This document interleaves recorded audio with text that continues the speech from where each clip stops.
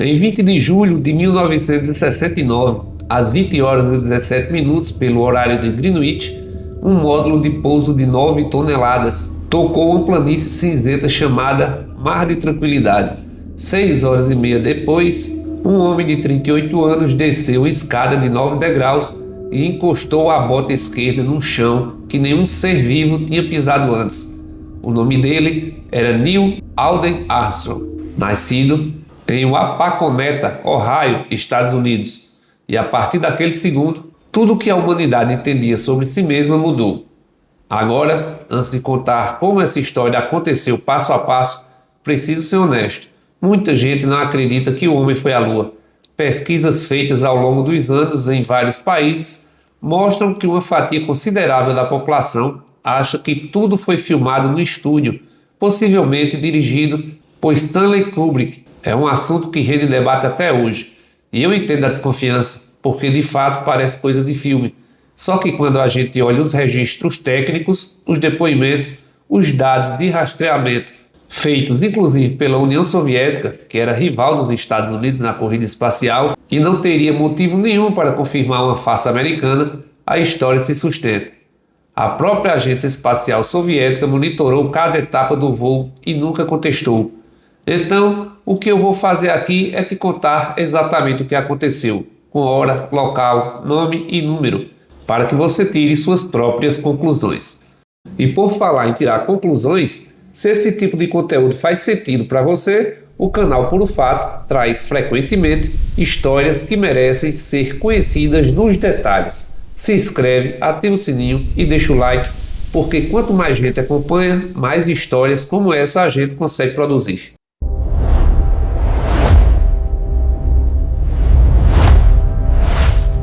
A verdade é que a Apollo 11 não nasceu do nada. Ela foi o resultado de uma década inteira de tentativas, fracassos e uma rivalidade que quase saiu do controle. Em 12 de abril de 1961, o cosmonauta soviético Yuri Gagarin se tornou o primeiro ser humano a orbitar a Terra, a bordo da nave Vostok 1. O voo durou 108 minutos e quando Gagarin voltou, o mundo mudou de lado. A União Soviética tinha provado que era capaz de colocar um homem no espaço e os Estados Unidos ficaram para trás. 20 dias depois, em 5 de maio de 1961, o astronauta Alan Shepard fez um voo suborbital de 15 minutos a bordo da cápsula Freedom 7. Foi um avanço, mas ainda estava longe do feito soviético. O presidente John Kennedy, que tinha acabado de tomar posse em janeiro daquele ano, entendeu que perder a corrida espacial era perder prestígio global. Em 25 de maio de 1961, Kennedy discursou no Congresso americano e disse que os Estados Unidos deveriam se comprometer a pousar um homem na Lua e trazê-lo de volta em segurança antes do fim daquela década. Aquilo era uma aposta enorme. Na época, a NASA mal sabia como acoplar duas naves em órbita. O programa Apollo começou oficialmente em 1961, mas levou anos para ganhar forma. A NASA escolheu uma abordagem chamada Rendezvous, em órbita lunar, que funcionava assim. Um foguete gigante levaria 3 astronautas e 2 naves acopladas até a órbita da Lua. Uma das naves, o módulo de comando, ficaria orbitando com um tripulante. A outra, o módulo lunar, desceria até a superfície com 2 astronautas. Depois, o módulo lunar decolaria da Lua, encontraria o módulo de comando em órbita e os 3 voltariam juntos para a Terra. Parece complicado porque era complicado. Ninguém tinha feito nada parecido. O foguete escolhido para essa missão foi o Saturn V, projetado pelo engenheiro Wernher von Braun, no Centro de Voo Espacial George Marshall, em Huntsville, Alabama. O Saturn V tinha 110 metros de altura, pesava quase 3.000 toneladas, totalmente abastecido e continua sendo até hoje o veículo de lançamento mais poderoso já utilizado com sucesso. Ele tinha 3 estágios.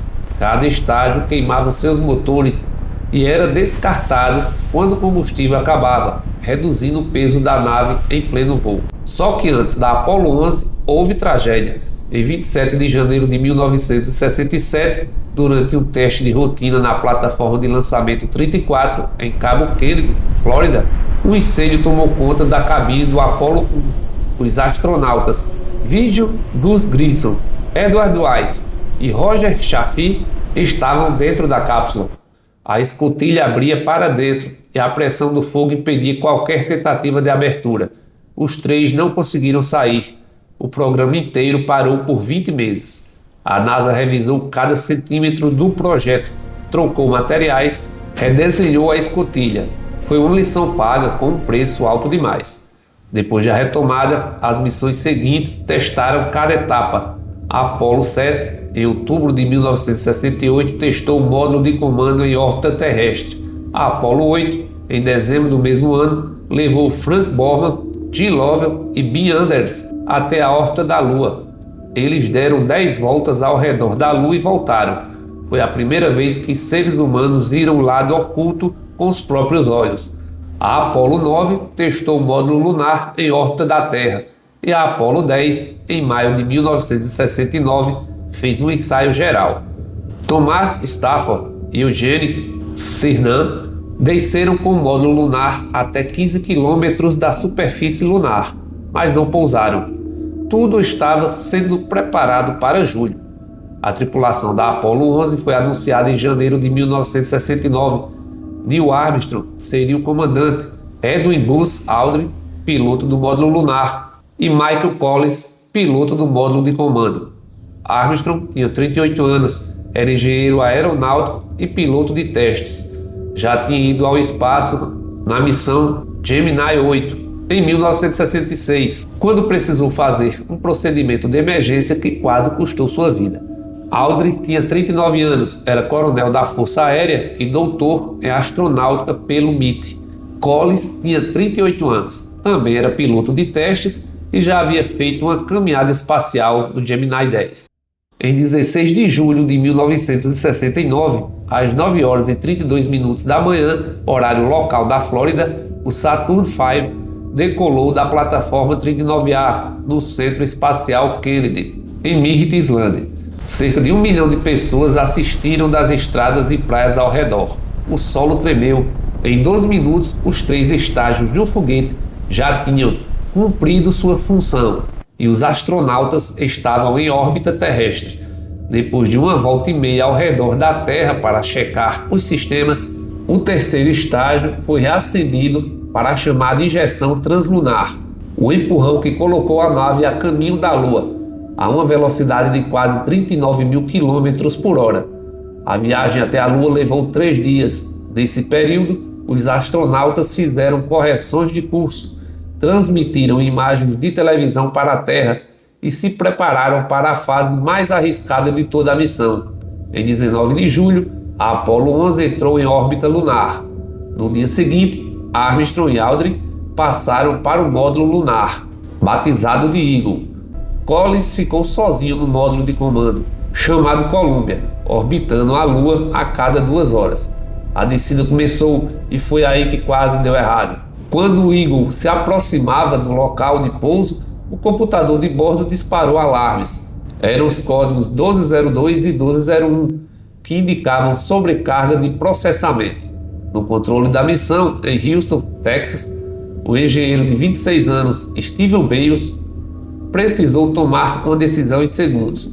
Ele consultou o Jack Garman, de 24 anos, que confirmou que os alarmes não eram críticos.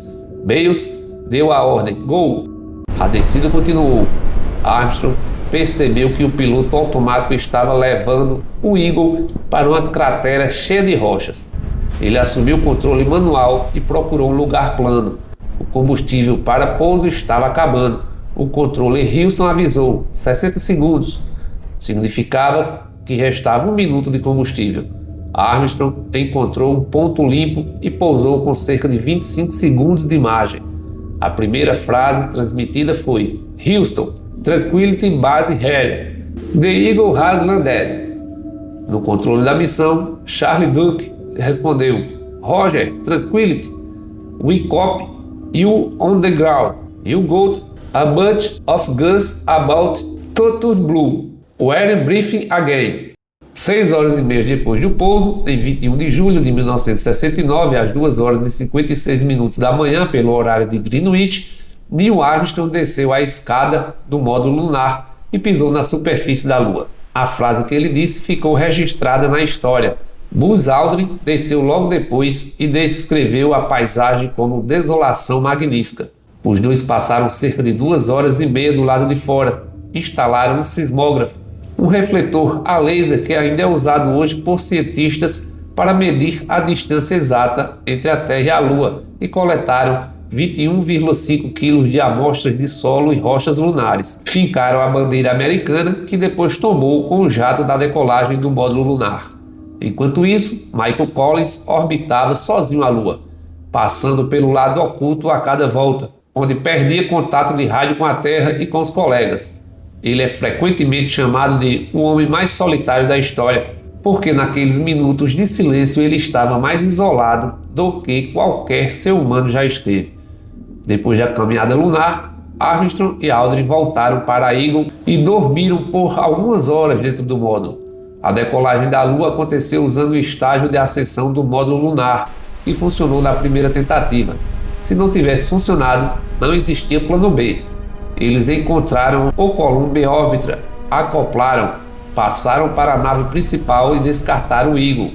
Em 24 de julho, o módulo de comando reentrou na atmosfera da Terra a mais de 39 mil km por hora, protegido por um escudo térmico que atingiu temperaturas de cerca de 2.760 graus Celsius. 3 paraquedas se abriram e a cápsula caiu no Oceano Pacífico, a cerca de 1.500 km de Havaí, às 12 horas e 50 minutos no horário de Greenwich. O porta-aviões USS Hornet fez o resgate.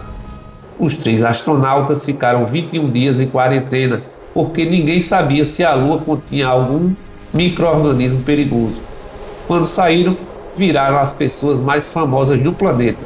Uma turnê mundial levou Armstrong, Aldrin e Collins a 22 países em 38 dias. Quando alguém diz que a ida à Lua foi falsa, existem fatos que são difíceis de contestar. Mais de 400 mil pessoas trabalharam no programa Apollo. Os soviéticos rastrearam cada momento do voo com seus próprios radares e confirmaram a trajetória. As amostras de solo lunar foram analisadas por laboratórios de todo o mundo e têm composição diferente de qualquer rocha terrestre. Os refletores a laser instalados na superfície funcionam até hoje, e qualquer observatório equipado pode confirmar isso enviando um pulso de laser e medindo o tempo de retorno. Além disso, sondas de outros países, como a japonesa Kaguya e a indiana Chandrayaan-1, fotografaram os locais de pouso das missões Apollo décadas depois e registraram os equipamentos e trilhas deixados na superfície. A missão Apollo 11 durou 8 dias, 3 horas, 18 minutos e 35 segundos. Custou, em valores da época, cerca de 25,4 bilhões de dólares, o equivalente a mais de 150 bilhões de dólares atuais, e colocou 2 seres humanos no lugar a 384 mil quilômetros de distância de casa, com a tecnologia dos anos 1960, no computador de bordo que tinha menos capacidade de processamento do que uma calculadora de bolsa atual. Isso por si só já diz muito sobre o que aconteceu naquele julho de 1969.